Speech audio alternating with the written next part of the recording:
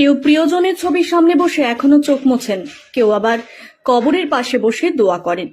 একই দিনে দুটো ঘটনা, দুটো ভিন্ন এলাকা, তবু শোক যেন মিলিয়ে দিয়েছে পরিবারগুলোকে। গত 2021 সালের 10ই এপ্রিল বিধানসভা ভোটের সময় শীতলকুচির জোরমাটকেতে সিআইএসএফ এর জওয়ানদের গুলিতে 4 জন ভোটারের মৃত্যুর অভিযোগ ওঠে। ওই দিনই শীতলকুচির পাঠানটুলিতে দুষ্কৃতীদের গুলিতে মৃত্যু হয় প্রথম ভোটার আনন্দ বর্মনের। দুই পরিবারই এখনো বিচারের আশায় বসে।